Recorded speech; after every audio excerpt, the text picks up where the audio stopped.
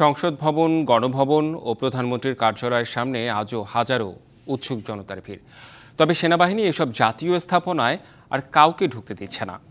অনেকে বিকল্প উপায়ে ঢোকার চেষ্টা করলে তাদেরও সরিয়ে দেয় সেনা সদস্যরা। ভাঙচুর ও লুটপাটের দৃশ্য দেখে দুঃখ প্রকাশ করেন অনেকেই। জাতীয় সম্পদ ধ্বংস ও লুটপাটের নিন্দা জানান তারা। মঙ্গলবার ভোর থেকে আবারও সংসদের ভেতরে ঢুকতে উৎসুক জনতার ভিড়। পরিবার পরিজন নিয়ে যান অনেকেই, কালের সাক্ষী হতে তুলে রাখছেন ছবিও। সোমবার দুপুরের পর সুযোগ সন্ধানী কিছু লোক সংসদের অধিবেশনের কক্ষে চালায় তাণ্ডব। তাই মঙ্গলবার ভেতরে ঢুকতে দেওয়া হয়নি কাউকে। সেনাবাহিনীর সাথে ছাত্ররা বুঝিয়ে ফেরত পাঠায় উৎসাহী জনতাকে। তৃতীয় শ্রেণীর লোকরা এই জিনিসটা করতেছে, কিন্তু এটা কিন্তু আমরা পক্ষপাতী না। হ্যাঁ, টাকা মেরে নিয়ে গেছে, সে বিচার করবে। বন্দিশালা থেকে পাখি বের হয়ে যেরকম মুক্ত বাতাস উড়ে, এদেশের মানুষ এখন মুক্ত বাতাস সেইভাবে উঠতেছে। সংসদ ভবনে আর কোনোদিন যেন দুর্নীতির কোনো কিছু পাশ না হয়। তবে সংসদ প্রাঙ্গণে আসা অনেকেই রাষ্ট্রীয় সম্পদ এভাবে নষ্ট করায় ক্ষোভ জানান।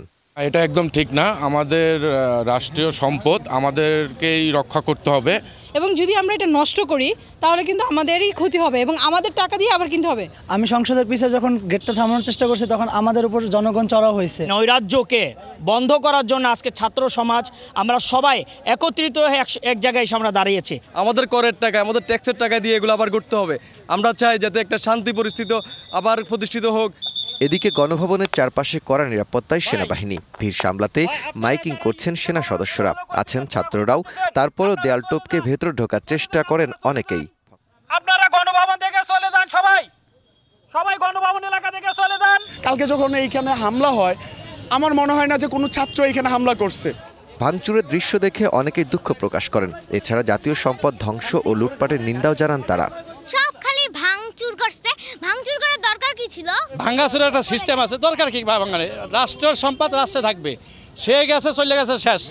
তবে যারা গণভবনে প্রবেশ করতে পারেনি তাদের রয়ে গেছে কিছুটা আফসোস। খুব আশা নিয়ে আসছিলাম ভিতরে ঢুকে দেখার জন্য আর কি। অনেক কষ্ট করে আসছিলাম, আমরা কখনো যেতে পারি না, ঢুকতে পারি না। এখন যেহেতু জনগণের জন্য উন্মুক্ত করে দিচ্ছে, তখন এটা আমাদের দেখতে দেওয়া উচিত ছিল। উৎসুক জনতার ভিড় আছে প্রধানমন্ত্রীর কার্যালয়ের সামনেও। এ সময় জনতাকে বুঝিয়ে সরিয়ে দেয় সেনাবাহিনী। Daud Khan, DBC news, Dhaka.